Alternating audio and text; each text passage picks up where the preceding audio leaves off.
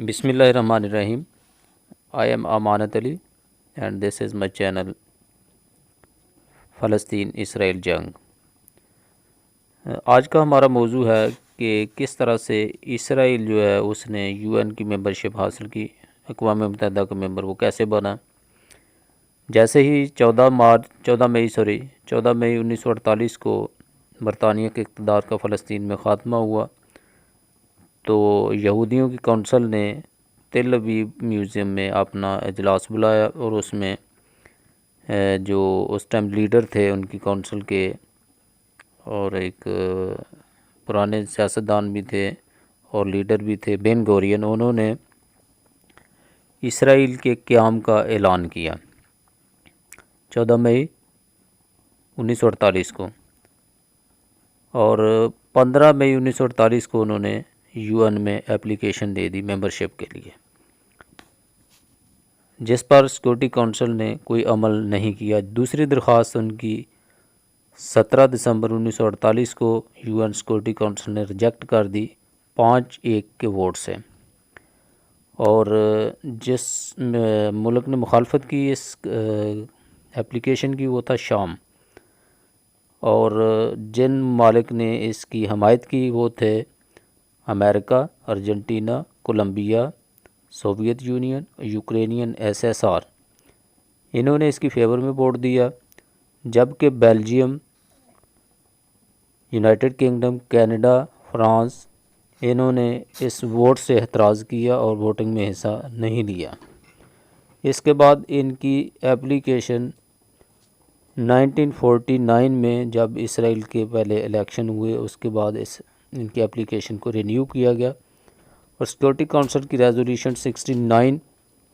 جو کہ 4 مارچ 1949 کو جس پہ ووٹنگ ہوئی، اور یہ 9-1 کے ووٹ سے اس کو منظور کر لیا گیا، اور جن ممالک نے اس کی حمایت کی ان کے نام ہیں چائنا، فرانس، امریکہ، سوویت یونین یعنی کہ Russia, Argentina, Canada, Cuba, Norway, Ukraine SSR۔ اور اس کی مخالفت کرنے والے ممالک میں ایجپٹ تھا، یعنی کہ 9-1 کے ووٹ سے یہ منظور ہوئی تھی، اور مخالفت کرنے والے ممالک میں ایجپٹ یعنی مصر تھا، جبکہ یونائٹڈ کنگڈم نے ووٹنگ میں حصہ نہیں لیا۔ اس کے بعد 11 مئی 1949 کو یو این جنرل اسمبلی میں ان کی درخواست پہ ووٹنگ ہوئی، جس کے لیے 2/3 میجارٹی ضروری تھی۔ اس ٹائم جو ممبر ممالک تھے ان کی تعداد 58 یعنی 58 تھی، اور یہ اپلیکیشن 37-12 کے ووٹ سے منظور کر لی گئی، اور اس قرارداد کو قرارداد نمبر یعنی ریزولوشن نمبر 273 تھی۔ جن ممالک نے اس کی مخالفت کی ان کے نام ہیں مصر، عراق، لبنان، سعودی عربیہ، شام،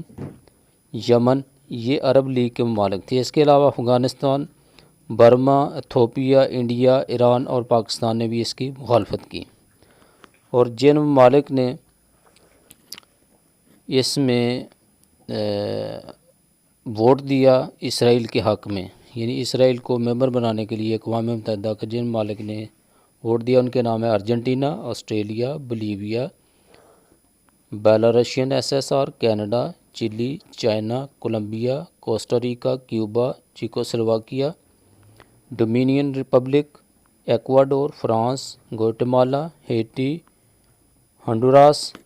ice land, Liberia, Luxembourg, Mexico, Netherlands, New Zealand, Nicaragua, Norway, Panama, Paraguay, Peru, Philippines, Poland, Ukrainian SSR، South Africa, Soviet Union یعنی رشیا، اور امریکہ، یوروگوئے، وینزویلا اور یوگوسلاویہ نے اس کی حمایت میں ووٹ دیا۔ اس طرح سے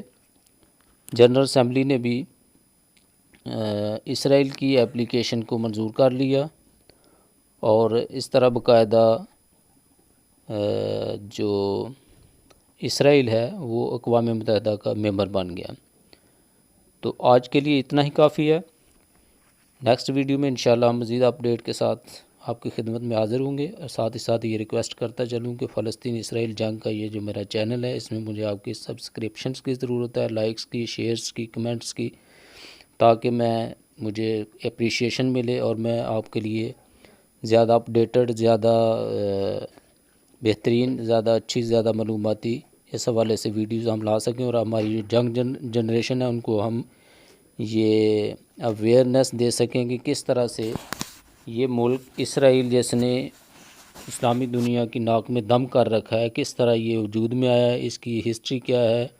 کون کون ملک اس کی مخالفت کرتا رہا، کون کیا کیا ہوتا رہا، یعنی کہ مختلف سٹیپس کا ہماری نئی جنریشن کو، ینگ جنریشن کو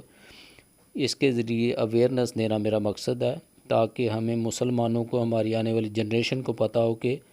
ہماری کیا بیک گراؤنڈ ہے، ہمارا دشمن کون ہے، ہمارا دوست کون ہے، ہمیں کس کے ساتھ دوستی کرنی ہے، کس کے ساتھ دشمنی کرنی ہے، کیا پالیسیاں اختیار کرنی ہیں، ہمارے ملک کی انٹرنل خارجہ پالیسی کیا ہونی چاہیے۔ اور مطلب ہے کہ یہ ایک ہم ان کو اویئرنیس دیں گے تو جب تک ہماری جنریشن کو اپنی بیک گراؤنڈ کا پتہ نہیں ہوگا تو وہ پالیسیاں بھی نہیں بنا سکیں گے، اپنے ملک کو بھی نہیں چلا سکیں گے، اور بہت سے مسائل پیدا ہوں گے۔ ایک تو یہ معلوماتی اور علمی ویڈیوز میں لانے کی کوشش کر رہا ہوں، دوسرے نمبر پہ ہماری جو ینگ جنریشن ہے اس کو اویئرنیس دینا مقصد ہے، تیسرے نمبر پہ ہمیں مسلمانوں کے اتحاد کے لیے جب تک ہمیں مختلف چیزوں کا علم نہیں ہوگا تو ہم ایک قوم، ایک امت کی شکل اختیار نہیں کر سکیں گے، اور جب تک ہم ایک امت یا ایک قوم، بلکہ بہتر یہ ہوگا کہ امت کہنا میرے خیال میں زیادہ بہتر ہے، میں اس پہ زیادہ وہ ڈیٹیل میں نہیں جانا چاہتا، ہمیں ایک امت کی صورت اختیار کرنی پڑے گی تاکہ ہمارے جو دشمن ہمارے اوپر سب اکٹھے ہیں۔ آج اگر فلسطین کے ساتھ ایسا ہو رہا ہے، کل کو خدا نخواستہ کسی اور اسلامی ملک کے ساتھ ایسا ہو سکتا ہے، تو کیوں نہیں ہم یہ سارے پہلو سامنے رکھتے ہوئے، تاریخی بھی اور جو سیاسی جغرافی سارے حالات کو سامنے رکھتے ہوئے ہم ایک امت میں بدل جائیں تاکہ ہم دشمن کا مقابلہ متحد ہو کر سکیں۔ اس کے ساتھ اجازت چاہوں گا۔ اللہ حافظ، السلام علیکم۔